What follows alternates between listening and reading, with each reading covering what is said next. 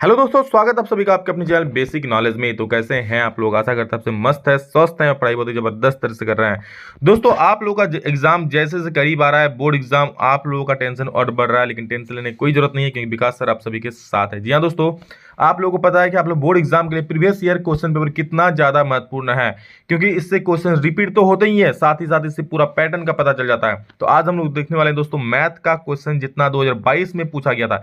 इस प्रकार हर एक सब्जेक्ट का अपलोड कर दूंगा, लेकिन एक चीज आप लोग करना है, ज्यादा से ज्यादा अपने दोस्तों को शेयर जरूर कर देना है, क्योंकि शेयर होने से मुझे मोटिवेशन मिलता है कि हाँ बच्चे पढ़ रहे हैं, मुझे पढ़ाना चाहिए।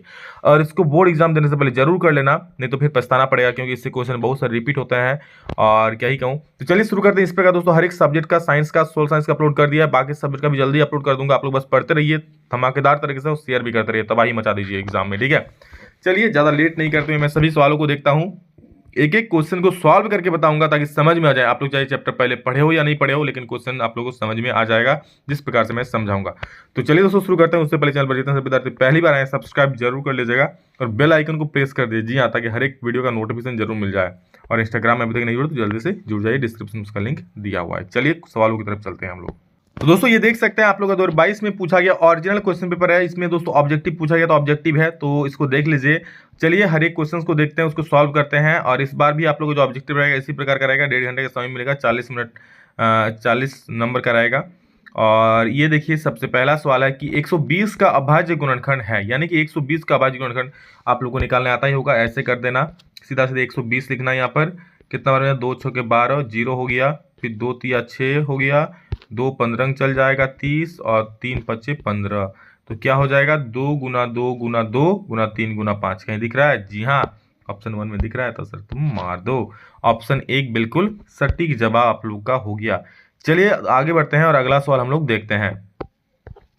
क्या है अभाज्य गुणनखंड 2 गुना 2 गुना 2 गुना 3 गुना 3 का मान क्या है? सिंपल से गुना कर दो, 2 दूनी 4, 4 दूनी 8, 8 तिया 24, 24 तिया 72। इतना आसान सर? बिल्कुल दोस्त।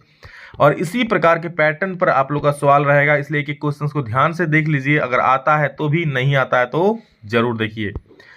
6 और 20 का एचसीएफ आता है तो आप लोग रिविजन हो जाएगा। 6 और 20 का एचसीएफ, तो जब भी एचसीएफ निकालते हैं तो 6 को पहले वाला ऐसे लिखना, 2 गुना 3 6 हो जाएगा।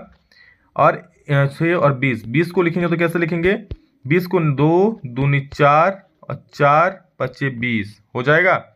अब एचसीएफ मतलब होता है हाईएस्ट कॉमन फैक्टर। ध्यान सुनना, एचसीएफ मतलब हाईएस्ट कॉमन फैक्टर, मतलब जो दोनों में कॉमन आता है। दोनों में कॉमन क्या क्या दिख रहा है सर? यहाँ पर 2 दिख रहा है, तो हो जाएगा एचसीएफ 2। मार दो ऑप्शन 1 सही। समझ गए? अगला सवाल है, किसी पूर्णांक m के लिए प्रत्येक विषम संख्या का रूप है। मतलब विषम संख्या किस रूप का होता है? कोई पूर्णांक m है, m का वैल्यू कुछ भी आप ले सकते हो, तो m का वैल्यू आप डालने पर हमेशा विषम संख्या ही मिलेगा। देखो सब समझ लो इसको, अगर m में हमारे m बराबर 1 ले लें तो ये विषम संख्या हो गया, लेकिन अगर m बराबर 2 ले लेते तो ये तो सम हो जाएगा ना, तो ये ऑप्शन खत्म हो गया। ऑप्शन नंबर 2 क्या है? m+1। अगर m के जगह पे 1 रखे तो 1 + 1 2 हो गया, सम संख्या। ठीक है, ये तो खत्म ही हो गया क्योंकि विषम होना चाहिए।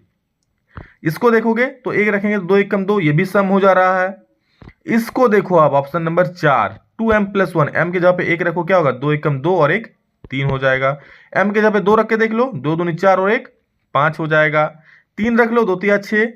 सर गुना क्यों कर रहे हैं? क्योंकि 2m है तो 2 गुना करेंगे ना, जितना रखो 1 2 3 3 रखो, 2 तिया 6 और प्लस यहाँ पर 1 है तो 1 कर दो, मतलब 7 हो जाएगा। मतलब हर एक बार m का वैल्यू कुछ भी रखो यहाँ पर, ये विषम संख्या मिलेगा पूरा, इसलिए क्या हो जाएगा? ये आप लोग का सही उत्तर हो जाएगा। समझ रहे हो? 5 नंबर सवाल देखिए क्या बोल रहा है कि ये तो बच्चे वाला सवाल है और हर एक बार पूछता है, इस बार भी छप चुका होगा। कितना शून्यक है? तो देखो कितना बार काटा, यहाँ एक बार सर, यहाँ पे एक बार और यहाँ पे एक बार, टोटल 3 बार काट रहा है। इसका आंसर 3 हो जाएगा। That is option number 4 is the correct answer. Now next question is, और इंग्लिश वाले विद्यार्थी इंग्लिश वाला पढ़ लीजिएगा, ठीक है, कोई दिक्कत वाली बात नहीं है। बहुत सारे इंग्लिश वाले बच्चे कमेंट करते हैं इंग्लिश से पढ़ाइए, तो मैथ में कोई दिक्कत नहीं है। बाकी सब्जेक्ट में दिक्कत हो सकता है आप लोगों को, बट मैथ में मेरे दोस्त कोई दिक्कत नहीं होने वाला है, क्योंकि क्वेश्चन है, सॉल्व करने का प्रोसेस सेम ही होता है। पूरे बहुपद x² - 3 का शून्यक क्या है? इसका जीरोस निकालने बोला है, तो इसको हम लोग लिख सकते हैं x² - 3 को x², और 3 का किसका स्क्वायर लिख सकते हैं? 3 को लिख सकते हैं √3 का स्क्वायर। ठीक है, 1 मिनट, इसको लिख देंगे x² और 3 को लिखेंगे √3 का स्क्वायर, और चूंकि शून्यक बोला इसलिए 0। तो a² - b² फॉर्मूला क्या होता है? बोलेगा a + b होता है सर, और a - b होता है, a - b। और इक्वल टू 0 है। तो बस एक बार x प्लस रूट थ्री बराबर 0 करना, एक बार x माइनस रूट थ्री बराबर 0 करना। तो अगर x प्लस रूट थ्री बराबर 0 करेंगे तो x बराबर कितना हो जाएगा, x बराबर मिल जाएगा माइनस रूट थ्री। और अगर x माइनस रूट थ्री को 0 कर दो, x माइनस रूट थ्री बराबर 0 करेंगे तो x बराबर मिल जाएगा रूट थ्री। मतलब एक बार रूट थ्री प्लस में, एक बार रूट थ्री माइनस में। दैट इज ऑप्शन नंबर 3 सही आंसर हो जाएगा। अगला सवाल देखेंगे, एक द्विघात बहुपद जिसके शून्यकों का योग तथा गुणनफल क्रमशः -3 और 2 है, द्विघात बहुपद क्या होगा। तो सबसे पहले हम मान लेंगे, माना वह द्विघात समीकरण मानेंगे। यहाँ लिखना चूंकि ऑब्जेक्टिव है, लिखने की जरूरत नहीं, आप जितना जल्दी सॉल्व कर सकते हो। तो कैसे करेंगे, माना वह द्विघात समीकरण क्या है, एक्स स्क्वायर माइनस होता है शून्यकों का योग, शून्यक अगर अल्फा और बीटा है तो अल्फा प्लस बीटा और इंटू एक्स, और प्लस शून्यकों का गुणनफल, शून्य क्या है अल्फा और बीटा, तो अल्फा इंटू बीटा। ठीक है, क्या है एक्स स्क्वायर माइनस शून्यकों का योग और प्लस शून्यकों का गुणनफल। ये शून्यक है, अल्फा और बीटा क्या है शून्यक। यहाँ शून्यकों का योग हिंदी में भी लिख सकते हैं और यहाँ शून्यकों का गुणनफल हिंदी में लिख सकते हो। तो एक्स स्क्वायर माइनस है तो माइनस अल्फा प्लस बीटा मतलब शून्यकों का योग कितना है -3, तो -3 लिख दिए, तो बाहर में x है, प्लस अल्फा इंटू बीटा कितना है 2, तो 2 लिख दिए। तो x square minus minus plus 3 हो जाएगा x, और सॉरी प्लस हो जाएगा और प्लस 2 है, इतना बराबर 0। ये समीकरण हो गया। तो बहुपद कितना होता है, ये वाला बहुपद होता है x square minus 3x plus 2, कहीं भी मिल रहा है x square plus 3x plus 2, option number 1। ठीक है, अगला सवाल हम लोग का है, देखिए एक समीकरण दिया हुआ है a1/a2 equal to b1/b2 not equal to c1/c2 समीकरण निकाय, ये वाला दो दिया है a1x b1y प्लस c1 और a2x plus b2y plus c2 का क्या होगा। तो जब भी इस प्रकार कंडीशन, देखिए 3 कंडीशन याद रखना, जब a1/a2 नॉट इक्वल टू, ध्यान से सुन लीजिए, जब a1/a2 not equal to b1/b2 हो जाए तो क्या होता है, ये प्रतिच्छेदी होता है, अद्वितीय हल होता है। अगर सब बराबर हो जाए यानी कि a1/a2 equal to b1/b2 equal to c1/c2 तो क्या हो जाए, ये संपाती होता है और बहुत सारा हल हो जाता है। लेकिन जब मेरे दोस्त अगर a1/a2 equal to b1/b2 not equal to c1/c2 हो जाए ना, तो क्या हो जाएगा, इसका कोई हल नहीं होता है, क्योंकि ये समांतर रेखा हो जाता है। समांतर रेखा में कहीं मिल रहा है, इसका कोई हल नहीं होता है। तो ये कंडीशन होता है समांतर रेखा का, याद रखना। ठीक है, वैसे तीनों कंडीशन में बता दिया, सबको याद रखना। रैखिक समीकरण युग्म और 2 युग्म दिया है का हल होगा। हल मतलब क्या, x और y का कुछ ऐसा वैल्यू रख दो कि इधर भी 5 आ जाए और इधर 4 आ जाए। तो समीकरण को सॉल्व करना, पहला समीकरण को लेते हैं, x की जगह पे 2 रखते हैं तो कितना हो जाएगा, 2 दूनी 4 हो जाएगा।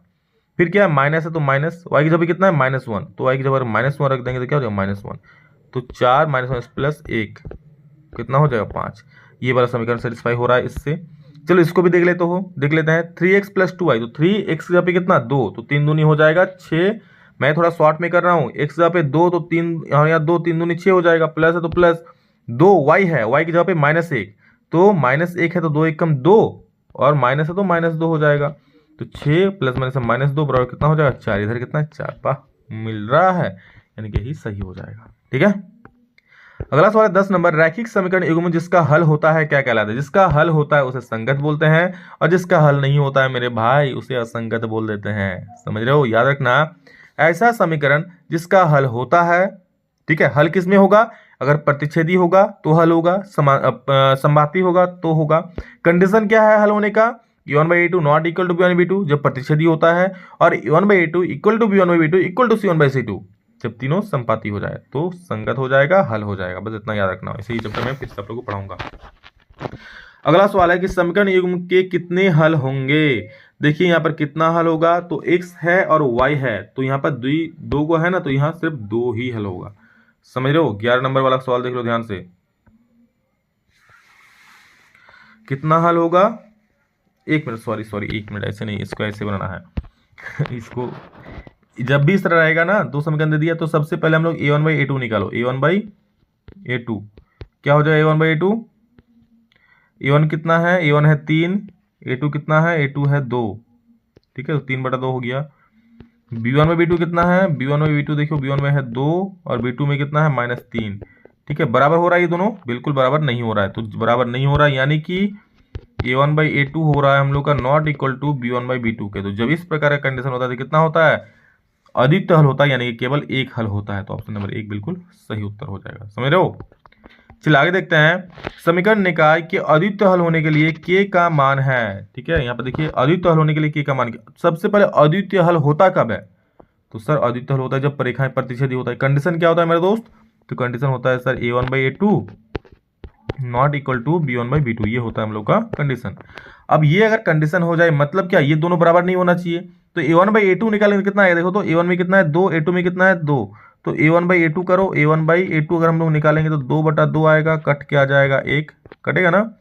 b1/b2 निकालो, b1/b2 हम लोग निकालेंगे तो क्या आएगा, b1 में है 1 और b2 में है -k। अब देखो यहां पर क्या आ रहा है 1, मतलब क्वेश्चन में थोड़ा सा गलती है कि अद्वितीय हल होने के लिए k का क्या मान है। तो k का मान क्या होना चाहिए अद्वितीय हल होने के लिए, अगर 1 हम लोग दे दे -1 तो यहाँ पर माइनस प्लस हो जाएगा।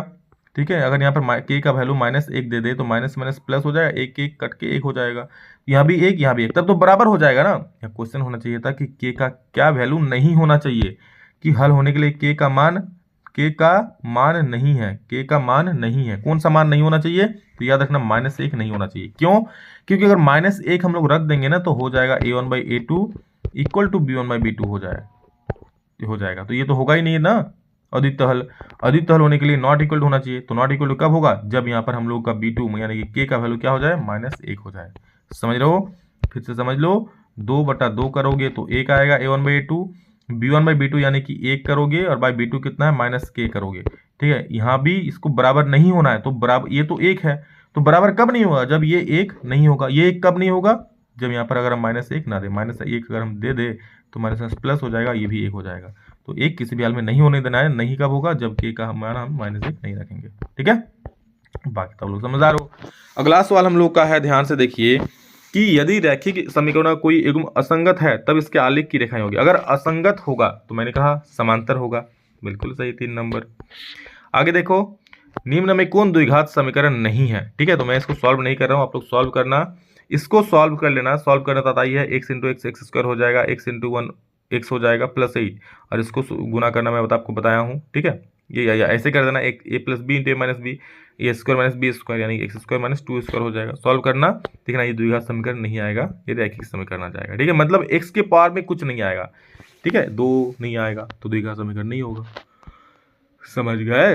अगला सवाल है, द्विघात समीकरण 3x² - 5x + 2 का विविक्तिकर है। विविक्तिकर यानी कि दोस्तों d क्या है, तो हम लोग जानते हैं d इक्वल टू होता है क्या फॉर्मूला, कि b² - 4ac।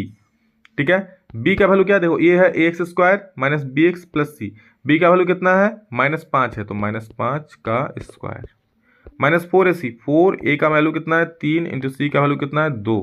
ठीक है, तो 5 का स्क्वायर हो जाएगा 25 और माइनस जाती है 12 दूनी 24, 25 में 24 जाएगा तो बचेगा 1, that is option number 1। Okay, next question है, x² + bx + c बराबर 0 के 2 वास्तविक मूल होंगे, 2 बराबर वास्तविक मूल होंगे। यदि मूल बराबर और वास्तविक कब होता है, जब d का वैल्यू दोस्त 0 हो जाता है। d यानी कि b² - 4ac जब क्या हो जाए, 0 हो जाए। कहीं दिख रहा है सर, ये वाला दिख रहा है, मार दो फटाक से, 3 नंबर, 16 का 3। 17 क्या बोल रहा है कि द्विघात समीकरण के मूलों की प्रकृति होगी, तो मूलों की प्रकृति के लिए आपको d निकालना पड़ेगा। तो चलिए d निकाल लेते हैं। d को b² - 4ac, b² यानी कि -5 के, उसको मैं शॉर्ट में बना रहा हूँ। ठीक है, बाकी तो आप लोग समझदार हो। -4ac, 4a का जगह पे 2 और c की जगह पे कितना है देख लो, 3 है। ठीक है, तो 5 × 5 = 25, ठीक, -4 दूनी 8 आती है 24, माइनस कर दो आ जाएगा 1 आ रहा है, यानी कि मूल क्या वास्तविक है। तो वास्तविक और असमान, क्यों, क्योंकि d का वैल्यू हमारा क्या आ रहा है 1। याद रखना, जब d का वैल्यू 0 से बड़ा हो जाए तो क्या होता है, मूल वास्तविक होता है पर असमान हो जाता है। तो ये क्या 0 से बड़ा है ना, और अगर d का वैल्यू 0 हो जाए तो क्या होता है, मूल वास्तविक और समान होता है। अगर 0 से छोटा हो जाए तो क्या हो जाए, मूल और वास्तविक यानी कि काल्पनिक होता है, वास्तविक नहीं होता। समझ रहे हो? तो d का वैल्यू 1 आया यानी 0 से बड़ा है, तो वास्तविक और असमान हो जाएगा। 0 होता तो वास्तविक और समान होता। अगला सवाल है, द्विघात समीकरण 2x² + kx + 3 के मूल समान है तो k का मान होगा। मूल समान है, मूल समान कब होता है, जब d का वैल्यू, अभी मैंने कहा क्या 0 हो जाए। d का वैल्यू 0 यानी कि b² - 4ac बराबर 0, b² - 4ac बराबर 0 यानी कि b क्या, यहाँ पर k² है तो k का स्क्वायर -4, a का मान है 2 और c का मान है 3, सॉरी, ठीक है ना। तो 4 दूनी 8 आती है 24 यानी k² - 24, तो k² - 24 बराबर 0। तो k बराबर क्या हो जाएगा, k बराबर हो जाएगा 24, सॉरी k² बराबर 24, तो k बराबर √24। 24 को तोड़ना, किस में तोड़ेगा, 24 को तोड़ेंगे तो देखो ऐसे तोड़ सकते हैं इसको, के बराबर 24 है ना, 24 को लिख सकते हैं 2 दूनी 4 और 4 दूनी 8 और 8 तिया 24, 2 को 2 में से 2 बाहर निकल जाएगा, अंदर में बचेगा 2 तिया 6, 2√6 कहीं भी दिख रहा है 2√6, जी हाँ ऑप्शन नंबर 3 सही हो जाएगा। नेक्स्ट क्वेश्चन है, यदि द्विघात समीकरण के एक मूल -2 हो तो के का मान होगा। एक मूल बोल दिया है तो मूल मतलब क्या होता है, एक्स का मान, तो अगर एक्स का मान दे दिया तो के का मान ही निकाल सकते हैं, बस निकाल दो, एक्स स्क्वायर मतलब -2 का स्क्वायर, ठीक है, माइनस के एक्स, तो माइनस के इंटू 2 का मान, के का मान कितना है -2, सॉरी एक्स का मान क्या है -2 और -10 है, और बराबर क्या है 0। सॉल्व करो तो इसको देखो आ जाएगा आंसर, -2 का स्क्वायर 4 हो जाएगा, माइनस माइनस से प्लस 2 इंटू के 2k हो जाएगा और -10 हो जाएगा बराबर 0। तो इधर 4 -10 -6 हो जाएगा, 4 में 10 जाएगा तो -6, अब -6 उधर जाए क्या हो जाएगा +6, तुम लोग ऐसे लिख सकते हैं ना, डायरेक्ट शॉर्ट कर रहे हैं, देखो 2 के बराबर 6 यानी कि के बराबर 6/2 कट जाएगा 3 बार में, तो के का वैल्यू 3 हो गया, ठीक है। नेक्स्ट क्वेश्चन हो गया हम लोग का क्या, ये तो हो गया। अगला सवाल है 20 नंबर की द्विघात समीकरण जो है इसका मूल, द्विघात समीकरण के मूल है, द्विघात समीकरण के मूल क्या होगा, तो मूल कैसे निकालते हैं, 6x² है -x है -2 है बराबर 0, ठीक है, तो 6x² को 6x² रखेंगे, इसको देखो, इसको क्या करते हैं 6 दूनी 12, ठीक है, गुना करते हैं फर्स्ट को लास्ट से मूल निकालने के लिए, 6 दूनी 12 और 12 को ऐसे तोड़ो कि गुना करने पर 12 आ जाए और जोड़ या घटाव करने पर बीच वाला संख्या कितना है 1x, तो 1x आ जाए, तो लिखेंगे -4x + 3x -2, ठीक है, गुना करो 4 तिया 12 आ जाएगा, माइनस प्लस से -4 में 3 गया तो 1x हो जाएगा, तो कॉमन ले लो, 6 और 4 किसका पड़ा मतलब 2 का पड़ा में, 2x कॉमन ले लिए, 2 तिया 6 3 बार में तो 3x और माइनस है तो माइनस, 2 दूनी 4 2 बार में तो 2 ले लिए, क्योंकि x तो पहले हम कॉमन ले चुके हैं, अब +1 कॉमन ले लो, क्या बचेगा 3x - 2 बचेगा, ठीक है, तो एक हो गया 2x + 1, एक हो गया 3x - 2, 2x + 1 और 3x - 2 बराबर 0, तो एक बार 2x + 1 बराबर जब 0 करेंगे तो 2x बराबर क्या हो जाएगा -1, यानी कि 1 बराबर हो जाएगा माइनस बराबर 2, x बराबर -1/2, और यहाँ पर 3x बराबर 0 करेंगे, 3x - 2 बराबर 0 करेंगे तो 3x बराबर 2 हो जाएगा, यानी x बराबर 2/3, तो -1/2 और 2/3 कहाँ है, ये वाला दिख रहा है ना, ऑप्शन नंबर 1 सही हो जाएगा। अगला सवाल 21 नंबर, एपी का सार अंतर है, सार अंतर यानी कि डी कॉमन डिफरेंस क्या होता है, a2 - a1, a2 कितना है 3 और a3 भी, a1 भी कितना है 3, 3 में 3 गया तो 0, ये है a1, ये है a2, ये है a3, ये है 4, ठीक है, इस प्रकार से तो a2 - a1 कितना हो जाएगा 3 - 3 0 हो जाएगा। नेक्स्ट क्वेश्चन है, एपी का प्रथम पद 10 है और सार अंतर भी 10 है, तो दूसरा पद क्या होगा, दूसरा पद यानी कि a2 का फॉर्मूला क्या होता है हम लोग बताए हैं a + d, याद रखना a2 बराबर a + d, a3 बराबर a + 2d, a4 बराबर a + 3d, a5 बराबर a + 4d, बस इस तरह से करते रहना। a कितना है 10 प्लस सार अंतर कितना है 10, 10 और 10 से 20, बस हो गया सवाल सॉल्व, ऑप्शन नंबर 2।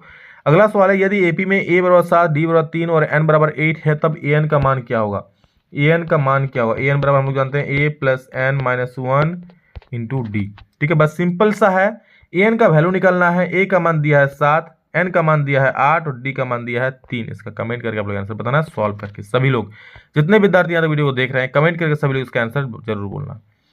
3 के प्रथम 5 गुणजों का योग, 3 के प्रथम 5 गुणज क्या क्या है, तो 3 एकम 3, 3 दूनी 6, 3 त्रिका 9, 3 4 12, 3 5 15, ठीक है, इसका योग क्या होगा, तो इसके लिए आप सिंपल सा एसएन का फॉर्मूला लगा सकते हो, ठीक है, चूंकि ऑब्जेक्टिव है जल्दी से करना है तो सिंपल से सभी को जोड़ दो आंसर आ जाएगा, नहीं तो एसएन निकालना है, एसएन इक्वल टू क्या होगा n/2 × 2a + n - 1 × d, जो है फॉर्मूला वो लगा देना, उससे भी बन जाएगा, ठीक है, या फिर सिंपल सबको जोड़ दो आंसर आ जाएगा, 6 3 9 9 9 18 18 20 30 और 15 45 आंसर हो जाएगा ऑप्शन नंबर 4, समझ रहे हो। अगला सवाल है, सभी वृत्त होते हैं, तो याद रखना सभी वृत्त जो होते हैं ना समरूप, समरूप मतलब सर समान रूप, आप लोग देखे होंगे ना कोई जुड़वा भाई होते हैं एक जैसा दिखता है एकदम, तो उसी प्रकार वृत्त छोटा हो चाहे बड़ा वृत्त ही दिखेगा ना, तो ये चीज है, आकार एक ही रहेगा, आकृति में डी समांतर बीसी है तो इसी का मान क्या होगा, डी समांतर बीसी दिया है तो इसी का मान क्या होगा, तो यहाँ क्या करेंगे, ये और ये समांतर है ना, तो हम लोग जानते हैं अगर ये और एक समांतर है तो ये बटा ये बराबर ये बटा ये हो जाएगा, यानी कि AD बटा DB और बराबर AE बटा EC, ये करना है, बस सबको बटा कर दो, अब 1/2 हो जाएगा इधर और इधर हो जाएगा 1.5 बटा EC, इसी को क्रॉस गुना कर दो, इसी बराबर हो जाएगा क्या, 2 15 दूनी 30, 3 सेंटीमीटर। ऑप्शन नंबर 1 बिल्कुल सही उत्तर हो जाएगा। अगला सवाल देखिए, आकृति में एबीसी समरूप क्यूआरपी है, समरूपता कसौटी डैश से। एबीसी और क्यूआरपी बोल दिया समरूप है, कौन नियम से समरूप है बताइए। 2 दूनी 4, 3 दूनी 6, अढ़ाई दूनी 5, कौन नियम से है। भुजाएं समानुपाती है, समानुपात में बटा करोगे ना, A B by Q R करोगे तो 1/2 आएगा, बीसी बटे पी आर करोगे तो 1/2 आएगा, और ए सी बटा पी क्यू करोगे तो भी 1/2 आएगा, यानी सब में 1/2 आ रहा है। तो क्या हो रही है, समरूप हो जाए कौन नियम से, समानुपात क्या, एस साइड साइड साइड नियम से। अगला सवाल, यदि ए बी सी और डी ई एफ में कौन ए बराबर डी, बी बराबर एफ, सी बराबर ई है तो क्या होगा। तो यहाँ पर देखिए ए बी सी है तो लिख लेंगे त्रिभुज ए बी सी, इसमें क्या है डी एफ ई, तो यहाँ पर हो जाएगा समरूपता डी एफ ई, ये वाला हो जाएगा, ऑप्शन नंबर 3 सही उत्तर हो जाएगा। दो समरूप त्रिभुजों की भुजाएं 4:9 के अनुपात में है, इन त्रिभुजों के क्षेत्रफल अनुपात क्या है। तो याद रखना क्षेत्रफल अनुपात बराबर होता है भुजाओं के वर्गों के अनुपात के बराबर। तो क्षेत्रफल अनुपात निकालना है, भुजा का अनुपात दिया 4/9, तो इसका स्क्वायर कर दो, आंसर आ जाएगा 16/9 ठीक है, ऑप्शन नंबर डी सही हो जाएगा। अब देखो यहाँ पर पूछा है कि भुजाओं का अनुपात दे दे, क्षेत्रफल निकालना है। ऐसा भी हो सकता है कि क्षेत्रफल का दे दे और भुजाओं का अनुपात निकालना है, तो बस उसका वर्गमूल कर देना। जैसे यहाँ पर क्षेत्रफल अनुपात दे देगा 16:81, तो उसका वर्गमूल कर देना, 16 का वर्गमूल 4, 81 का वर्गमूल 9, 4:9 हो जाएगा। बात सेम है, ठीक है। अगला सवाल है कि समकोण त्रिभुज में कर्ण 13 सेंटीमीटर का एक भुजा 12 सेंटीमीटर, तो शेष भुजा की लंबाई क्या होगी। कोई समकोण त्रिभुज है, ठीक है, कर्ण हो गया 13 सेंटीमीटर और एक भुजा, कोई भी भुजा 12 सेंटीमीटर है, तो शेष भुजा की लंबाई क्या होगी। तो बस इसको निकालना है ना, पाइथागोरस थ्योरम लगा दो, √13 का स्क्वायर और -12 का स्क्वायर कर देना, आंसर आ जाएगा 169, 144, 25 बचेगा, तो आई थिंक 5 सेंटीमीटर का आंसर हो जाएगा, ठीक है। नेक्स्ट क्वेश्चन, त्रिभुज एबीसी में ए बी बराबर 6√3, ए सी बराबर 12 सेंटीमीटर, बी सी बराबर 6, तो कौन बी बराबर क्या होगा। त्रिभुज एबीसी में ए बी बराबर 6√3, देखिए यहाँ पर ये एक त्रिभुज है, ठीक है, ए बी बराबर कितना, A B C, A B हो गया 6√3, बी सी हो गया 6 और ए सी हो गया 12, ठीक है। अच्छा देखो तो इन दोनों का स्क्वायर, इसका स्क्वायर और इसका स्क्वायर 12 के बराबर होता है, 6 का स्क्वायर हो गया 36, प्लस यहाँ इसका स्क्वायर करोगे क्या होगा, 6 का स्क्वायर 36 और 36 को 3 से गुना कर दो 108, दोनों को जोड़ोगे तो कितना हो जाएगा, 8 3 1 4, 144, और 12 का स्क्वायर भी 144। यानी कि आप ये समझ लो कि इसका स्क्वायर प्लस इसका स्क्वायर बराबर इसका स्क्वायर हो रहा है। ये कब होता है, ये कब होता है, ये होता है जब समकोण त्रिभुज होता है, यानी कि इसका लंब का स्क्वायर प्लस आधार का स्क्वायर इक्वल टू कर्ण का स्क्वायर। समकोण त्रिभुज है यानी कि कोण बी क्या है, समकोण है यानी 90 डिग्री है। समझ गए, बिल्कुल सही। 32 नंबर, वृत्त की सबसे बड़ी जीवा होती है, बहुत इंपॉर्टेंट सवाल है, ध्यान से सुन लीजिए। वृत्त की सबसे बड़ी जीवा क्या होती है, जी हाँ बिल्कुल सही बोले मेरे दोस्त, व्यास होता है। बिंदु P से किसी वृत्त की स्पर्श रेखा की लंबाई 24 सेंटीमीटर है और केंद्र से P की दूरी 25 सेंटीमीटर है, तो वृत्त की त्रिज्या क्या होगी। ध्यान सुनिए, बहुत आसान सा क्वेश्चन है, इंपॉर्टेंट है। बोल रहा है ये एक वृत्त है, कोई बिंदु P है, P से वृत्त की स्पर्श रेखा की लंबाई जो है ना वो 24 सेंटीमीटर है और केंद्र से P की दूरी कितना है, केंद्र ये है, यहाँ से दूरी कितना 25 सेंटीमीटर है, तो ये त्रिज्या निकाल लो। ये हो गया आपका कर्ण, ये हो गया लंब, ये हो गया आधार, जो मानना है मान लो। तो ये निकालना है ना, तो 25 का स्क्वायर कर दो और -24 का स्क्वायर कर दो, आ जाएगा आंसर 25 25 625 और 24 का स्क्वायर 576 हो जाएगा। 15 में 6 जाएगा तो 9 और 11 में 7 4 49, 49 का वर्गमूल कितना हो जाएगा 7, तो यहाँ पर 7 ऑप्शन नंबर 1 सही हो जाएगा। बहुत आसान सवाल है, ज़्यादा हार्ड नहीं है। एक वृत्त की कितनी स्पर्श रेखाएं होती है, तो बहुत सारी हो सकती है। वृत्त का स्पर्श रेखाएं की कोई गिनती 1 2 3 4 5 6, जिस तरह इतना स्पर्श रेखाएं करो, ऑप्शन नंबर 4 सही हो जाएगा। दी गई आकृति में ओपी बराबर 5 सेंटीमीटर और पीए बराबर 3 सेंटीमीटर है, तो ओए की लंबाई ज्ञात कीजिए। ओपी 5 सेंटीमीटर है, ओपी कौन वाला है, ये वाला 5, ओए कितना है 3, तो ये क्या निकालना है, ओ ए की लंबाई यानी कि त्रिज्या निकालना है। तो सेम फिर से वही कहानी है, कर्ण का स्क्वायर इक्वल टू लंब का स्क्वायर प्लस आधार का स्क्वायर। कर्ण का स्क्वायर क्या है, 3 का स्क्वायर इक्वल लंब का स्क्वायर क्या है 5 का स्क्वायर प्लस कर्ण का स्क्वायर क्या है 5 का स्क्वायर, लंब का स्क्वायर 3 का स्क्वायर प्लस ओए का स्क्वायर, या फिर आपको डायरेक्ट करना है तो ओए बराबर निकाल लो, कर्ण में से माइनस कर दो, 5 का स्क्वायर 25 और माइनस 3 का स्क्वायर 9, 25 में से 9 जाएगा तो बचेगा 16, क्योंकि निकल के सामने आएगा 4। ऑप्शन नंबर 2 बिल्कुल सटीक जवाब है। 36 नंबर सवाल देख लीजिए क्या बोल रहा है। 36 नंबर क्या बोल रहा है, देखिए यहाँ बोल रहा है कि केंद्रीय कोण थीटा और आर, ये तो हो गया ना, हाँ, केंद्रीय कोण थीटा और आर त्रिज्या वाले त्रिज्याखंड का क्षेत्रफल होता है theta by 360 into pi square, यानी ऑप्शन नंबर 2 सही हो जाएगा, खाली तो आगे पीछे कर दिया। आर 6 सेंटीमीटर त्रिज्या वाले वृत्त के त्रिज्याखंड का क्षेत्रफल क्या होगा, जैसा कोण 60 डिग्री है तो त्रिज्याखंड का क्षेत्रफल theta by 360 into pi r square. Theta कितना है, 60 डिग्री है बटा 360 है इंटू पाई स्क्वायर यानी कि 22/7, और आर का स्क्वायर यानी कि 6 का स्क्वायर हो गया 1010 6 नाम 6 चौक 36। ठीक है, यहाँ पे एगो 6 है, यहाँ पे 2 को 6, एगो 6 कट जाएगा तो 22 6 132 हो जाएगा और बट्टा में 7। ऑप्शन नंबर 3 बिल्कुल सही उत्तर हो जाएगा। अगला सवाल है क्या कि 21 सेंटीमीटर त्रिज्या वाले एक वृत्त के चाप की लंबाई क्या होगी जो केंद्र पर 60 डिग्री कोण बनाते हैं। चाप की लंबाई क्या होती है, theta by 360 into 2 pi r. Theta है 60 डिग्री बटा 360 इंटू 2 इंटू पाई का वैल्यू 22/7 इंटू आर का वैल्यू कितना है 21, तो 1010 कर जाएगा, 6 चौक 36 कर जाएगा, 7 यहाँ पर 21 है ना तो 21, 7 या 21 कर जाएगा, 3 दूनी 6 और 2 एकम 2, यानी कि सिर्फ बचेगा 22। तो इसका उत्तर जो होगा 22 सेंटीमीटर उत्तर हो जाएगा। 38 हो गया। 39 नंबर देखिए क्या बोल रहा है कि यदि 7 सेंटीमीटर त्रिज्या वाले वृत्त के लघु वृत्तखंड का क्षेत्रफल 14 सेंटीमीटर हो तो दीर्घ वृत्तखंड का क्षेत्रफल क्या होगा। मैं इसको हिंट दे रहा हूं, आप लोग कमेंट में आंसर देना, ध्यान से सुन क्या बोल रहा है। 7 सेंटीमीटर त्रिज्या वाले वृत्त के लघु वृत्तखंड का क्षेत्रफल निकालना है। ठीक है, लघु वृत्तखंड क्षेत्रफल दिया 14 सेंटीमीटर, तो दीर्घ वृत्तखंड का क्या होगा। तो दीर्घ वृत्तखंड ये देखो, ये वृत्त हो गया, मान लो ये लघु है, अब हमको निकालना है दीर्घ का। ये बोला कैसे निकालेंगे, पूरा वृत्त में से लघु को माइनस कर देंगे। पूरा वृत्त का क्षेत्रफल होता है पाई आर स्क्वायर, चलो बना ही देते हैं पाई आर स्क्वायर, और माइनस लघु कितना है, लघु का है यहाँ देख लो 14 है। ठीक है, 14 है ना, देख लो लघु का क्षेत्रफल कितना है 14, तो पाई का स्क्वायर कितना हो जाएगा, पाई आर स्क्वायर 22/7 और आर का स्क्वायर यानी कि 7 × 7 और माइनस लघु का क्षेत्रफल कितना है 14, इतना कर दो आंसर आ जाएगा। 7 एकम 7 कट जाएगा, 22 7 154, 154 में से 14 माइनस कर दो 140 आंसर आ जाएगा। समझ गया, बहुत आसान सा सवाल है, ज़्यादा हार्ड नहीं है, लेकिन आप लोगों को समझना पड़ेगा, कॉन्सेप्ट क्लियर होना चाहिए। और दोस्तों अंतिम सवाल आप लोग है 40 नंबर। एक छतरी में 8 ताने हैं जो बराबर दूरी पर लगे हुए हैं। छतरी को एक सपाट वृत्त मानते हुए इसके 2 क्रमागत तानों के बीच का कोण ज्ञात कीजिए। कितना ताने हैं, 8 ताने हैं। छतरी है, ठीक, उसमें 8 ताने हैं, पूरा इस प्रकार सा 8 को ताना है। ठीक, 1 2 3 4 5 6 7 8। अब ये पूरा कितना डिग्री होगा, पूरा 360 डिग्री है।